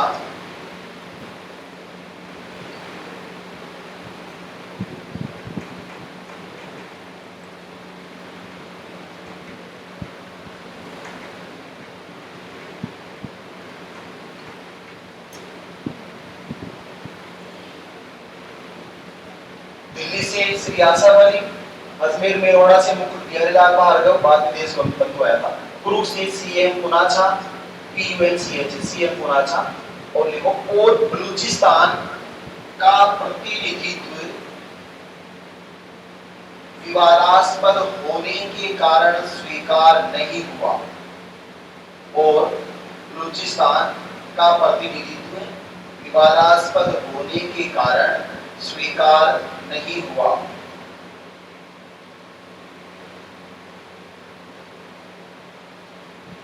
और बलूचिस्तान से प्रतिनिधित्व विवादास्पद होने के कारण स्वीकार नहीं हुआ। अब शंकर जी कितनी सीटें हो गई है? 73 सीटें मुस्लिम लीग को मिली, 4 सीटें सिखों को मिली, 208 सीटें इंडियन नेशनल कांग्रेस को मिली, 7 सीटें अलग अलग 7 राजनीतिक जिनका नाम लिखो राजनीतिक दलों को मिली, और 4 सीटें एक विवादास्पद हो गई, 3 सीटें यार। कितने लोगों का संविधान सभा के लिए क्या हुआ? निर्वाचन हुआ है। उधर से एक भी रियासत का प्रतिनिधित्व नहीं आया है। टोटल किया क्या किसी ने? टोटल तो बोलो मिलकर क्या देख रहे हो? 78 में से 73 सीटें मुस्लिम लीग को, 4 सीटें सिखों को पंजाब में, 208 सीटें इंडियन नेशनल कांग्रेस को, 7 सीटें 7 राजनीतिक पार्टियों को, और 3 सीटें इन क्षेत्रों से एक विवादास्पद हो गई। कितनी हुई? 297, 397, 296। यहां पर क्या हुआ कि 9 दिसंबर को 2 आदमी चली गई संविधान सभा थी, उसमें 2 चले गए। एक शमशद खान था बलूचिस्तान से जो जीता हुआ था, और दूसरा जोगजा करके मुस्लिम 2 मुसलमान गए। दोनों ने कहा, एक ने कहा मैं वहां का प्रतिनिधि हूं, और दूसरे ने कहा वहां का सच्चा प्रतिनिधि मैं हूं, क्योंकि मुझे गलती से हरा दिया इन्होंने। तो सच्चिदानंद सिन्हा ने सोचा कि आज ही तो बैठे हैं, तो सिर मुंडा के ओले गिर जाए ना, तो ये विवाद मेरे बैठते यहाँ आ गए। उनको कहा आप दोनों यहाँ से जाओ, और दोनों के लिए क्या कर दिया? सीटें क्या कर दी? खाली कर दी। बलूचिस्तान का कोई भी प्रतिनिधि स्वीकार नहीं हुआ है। अब इनमें से कितने लोग आए? 207 लोग ही वहां पर पहुंचे। ये परिणाम था। यहाँ पर जो 7 राजनीतिक दल हैं उनमें एक साम्यवादी दल भी था, और सोमनाथ लाहिड़ी करके वो एक प्रतिनिधि यहाँ से शामिल हुए। एक कर्षक प्रजा पार्टी थी, एक दलित पार्टी थी, दलित संघ इसको कहा जाता है, एक अनुसूचित जाति संघ था, इसके अलावा एक सिखों के लिए अकाली दल जो है उसका समूह शामिल किया गया। इसके अलावा संघवादी मुस्लिम पार्टी है, संघवादी पार्टी है। इन 7 राजनीतिक दलों को एक दल को एक सीट मिली। तो 7 राजनीतिक दल तो ये है, एक दल ये है और एक दल ये है। 2 राजनीतिक दलों को इस निर्वाचन में क्या मिली? विजय। नेक्स्ट लाइन पे कुल 2 राजनीतिक दलों को कुल 9 राजनीतिक 09 कुल 9 राजनीतिक दलों को निर्वाचन में प्रतिनिधित्व मिला। कुल 9 राजनीतिक दलों को निर्वाचन में प्रतिनिधित्व मिला।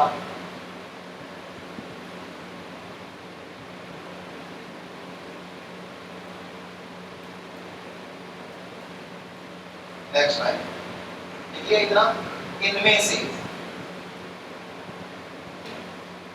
साम्यवादी दल की तरफ से, इनमें से साम्यवादी दल की तरफ से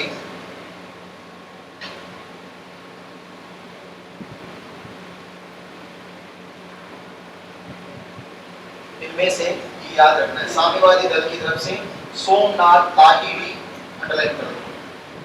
इनमें से साम्यवादी दल की तरफ से सोमनाथ लाहिड़ी, सोमनाथ लाहिड़ी देखिए ना, अखिल भारतीय वंचित या दलित संघ की तरफ से, अखिल भारतीय दलित या वंचित संघ की तरफ से, संघ का फेडरेशन, अखिल भारतीय दलित या वंचित संघ की तरफ से जगजीवन राम, अम्बेडकर नहीं था, ये ध्यान रखना, 2 बार क्वेश्चन पूछ लिया उसने। अखिल भारतीय वंचित या दलित फेडरेशन संघ की तरफ से जगजीवन राम, ये बिहार से थे जगजीवन राम कोमा। अखिल भारतीय अनुसूचित जाति संघ की तरफ से, अखिल भारतीय ऑल इंडिया अखिल भारतीय अनुसूचित जाति संघ की तरफ से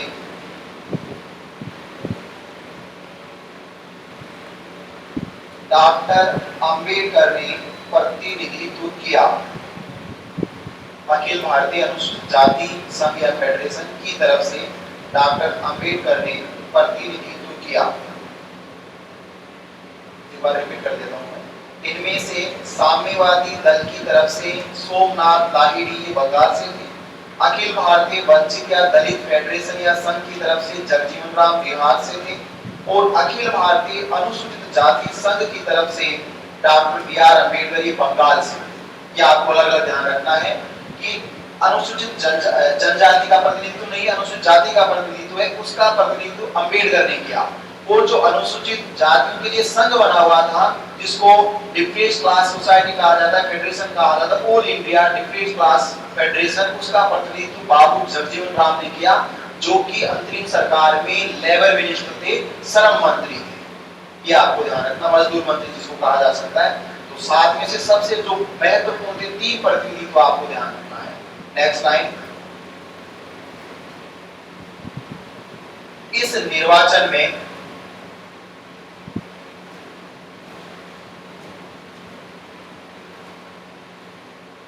आंग्ल भारतीय समुदाय की तरफ से, इस निर्वाचन में आंग्ल भारतीय समुदाय की तरफ से, एंग्लो इंडियन जिसको कहते हैं, आंग्ल भारतीय समुदाय की तरफ से फ्रैंक रेगिनाल्ड, ऐसा अंग्रेज है ना, ईसाई है, एंथनी, इस निर्वाचन में आंग्ल देश आएगा, आंग्ल भारतीय देश, आंग्ल भारतीय समुदाय की तरफ से फ्रैंक रेगिनाल्ड एंथनी,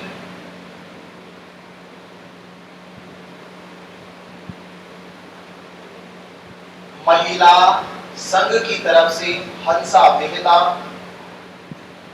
महिला संघ की तरफ से हंसा मेहता,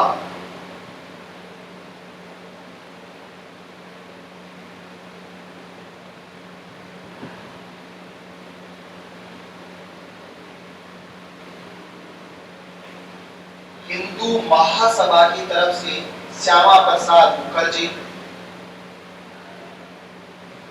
हिंदू महासभा की तरफ से श्यामा प्रसाद मुखर्जी,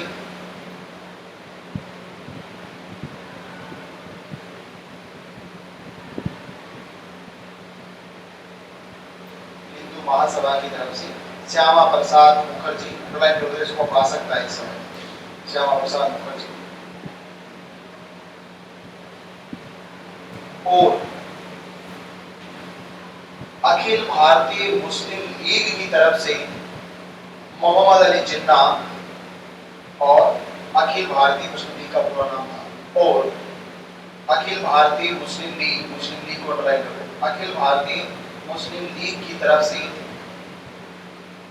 मोहम्मद अली जिन्ना,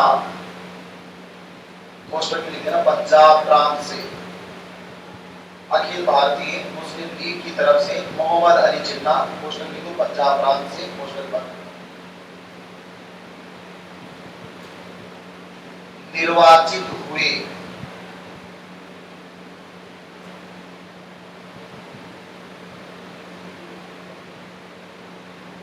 अब देखो यहां पर कौन किस तरफ से प्रतिनिधित्व कर रहा था, ये तो ये ध्यान रखोगे।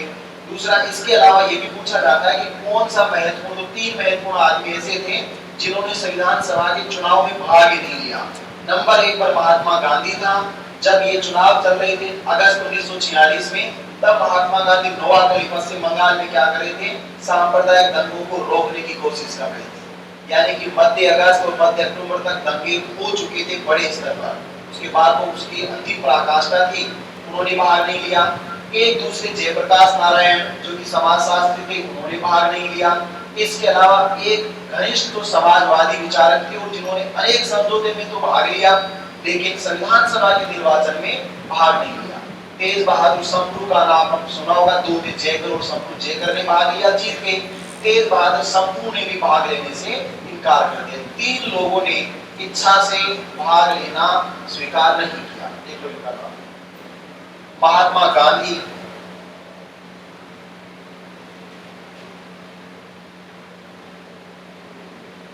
जयप्रकाश नारायण,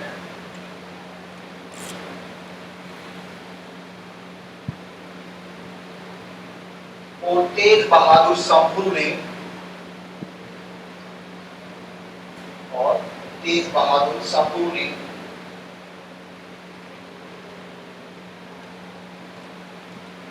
अपनी इच्छा से निर्वाचन में भाग नहीं लिया। महात्मा गांधी, जयप्रकाश नारायण और तेज बहादुर संप्रू ने अपनी इच्छा से निर्वाचन में भाग नहीं लिया।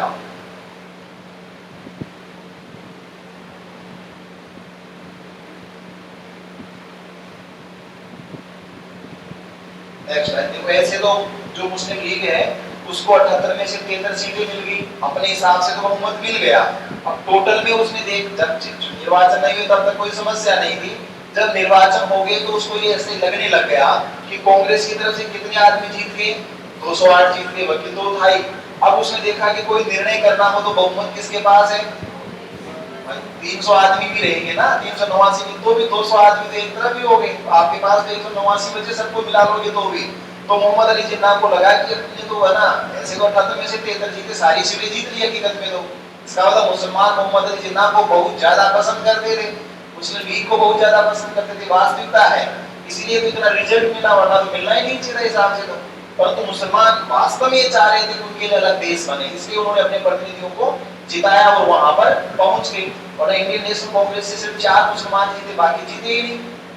तो ऐसा भी तो हो सकता था वहां से बहुत से मुसलमान जीत जाते, लेकिन ऐसा नहीं हो जैसे आज होता है वैसे ही है कि टिकट दे दी तो बीजेपी से कितने मुसलमान जीत गए, कांग्रेस से कितने मुसलमान जीत गए। जीतने से बना नहीं होगा ना किसी भी कीमत पर, जीतने से तो आपने उतार दिया होगा, ऐसे आदमी को उतारा कि मुसलमान भी है और कुछ कहेगा भी नहीं। ऐसे तो होता है सीटों में कि प्रतिनिधि वंचित समूह को, वंचित समूह के ऐसे आदमी को प्रतिनिधि दे दो जो बोलेगा ही नहीं, वहां पर उसको दे दो दिखाने के लिए कि साहब देखो हमने रिप्रेजेंटेशन दे रखा है।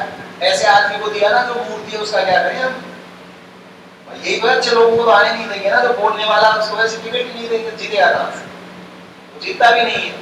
इसलिए ऐसा मुस्लिम लीग को लगा कि अब उनकी बहुमत में नहीं चलेगी, इसलिए मोहम्मद अली जिन्ना ने सबसे पहले अंतरिम सरकार पर प्रतिबंध लगाया कि अंतरिम सरकार में चुनाव हो गए, अगस्त में परिणाम आ गया तो सितंबर में सरकार बन गई, सबसे पहले अंतरिम सरकार बनेगी, फिर संविधान सभा चलेगी, ऐसे नहीं चलेगी, क्योंकि पहले अंतरिम सरकार आएगी फिर संविधान सभा चलेगी। चुनाव तो हो गए, चुनाव का परिणाम भी आ गया। अब अंतरिम सरकार का गठन करने के 2 सितंबर की तारीख तय की गई, एक लाइन और 2 सितंबर 1946 को 2 सितंबर 1946 को viceroy Lord Wavell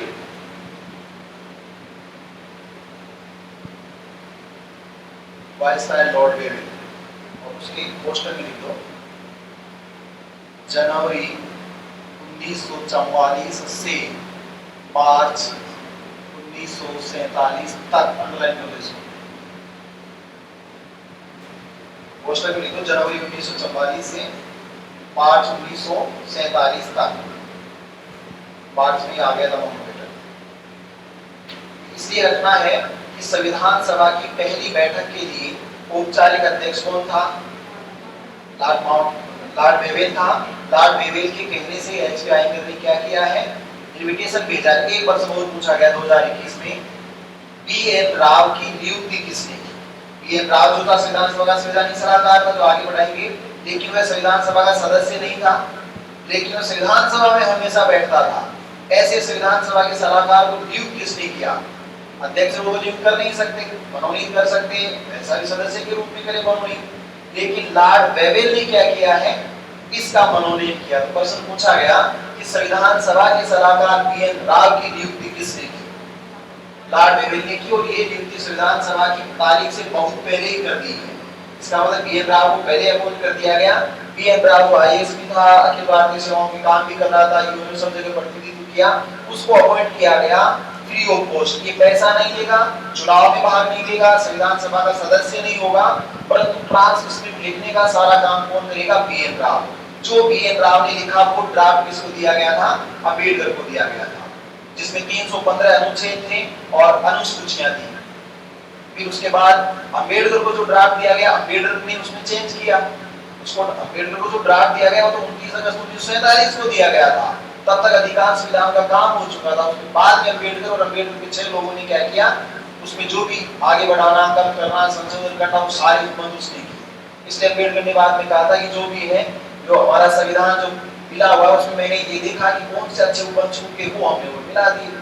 B N Rao ने वास्तव में क्या लिखने का काम किसने किया? बी एन राव ने किया। ट्रांसलेशन उसको बोलते हैं, लेखन का कार्य ये बी एन राव के द्वारा किया गया था, लेकिन सदस्य नहीं था, उसका चुनाव नहीं हुआ था, उसकी नियुक्ति की थी। नियुक्ति किसने की थी? लॉर्ड वेवेल ने की थी, क्योंकि लॉर्ड वेवेल अंतरिम सरकार का क्या था? अध्यक्ष था। 2 सितंबर 1946 को वायसराय लॉर्ड वेवेल पोस्टर में, जनवरी 1944 से मार्च 1947 तक पोस्टर बंद ने 2 सितंबर 1946 को वायसराय लॉर्ड वेवेल ने अंतरिम सरकार के गठन का प्रस्ताव रखा, जिसमें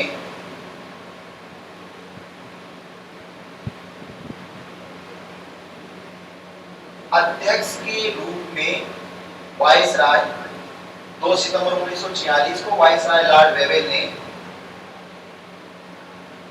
अंतरिम सरकार के गठन का प्रस्ताव रखा, जिसमें अध्यक्ष के रूप में वायसराय और अन्य 14 मंत्री प्रस्तावित थे। अन्य 14 मंत्री प्रस्तावित थे।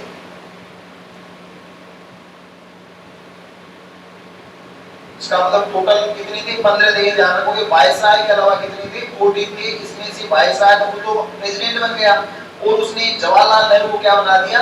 वाइस प्रेसिडेंट बना दिया। एक लाइन और लिखो, जवाहरलाल नेहरू इस अंतरिम सरकार के, जवाहरलाल नेहरू इस अंतरिम सरकार के उपाध्यक्ष, उपाध्यक्ष, जवाहरलाल नेहरू इस अंतरिम सरकार के उपाध्यक्ष, वाइस प्रेसिडेंट, राष्ट्रपति नहीं होता है उसका अनुवाद उपाध्यक्ष, उपाध्यक्ष थे। नेक्स्ट लाइन, 26 अक्टूबर 1946 को,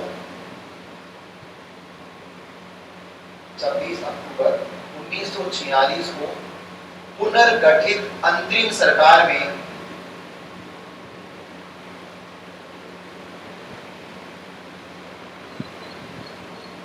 अक्टूबर 1946 को पुनर्गठित अंतरिम सरकार में मुस्लिम लीग की तरफ से 5 मंत्री थे। 26 अक्टूबर 1946 को पुनर्गठित अंतरिम सरकार में मुस्लिम लीग की तरफ से 5 मंत्री थे।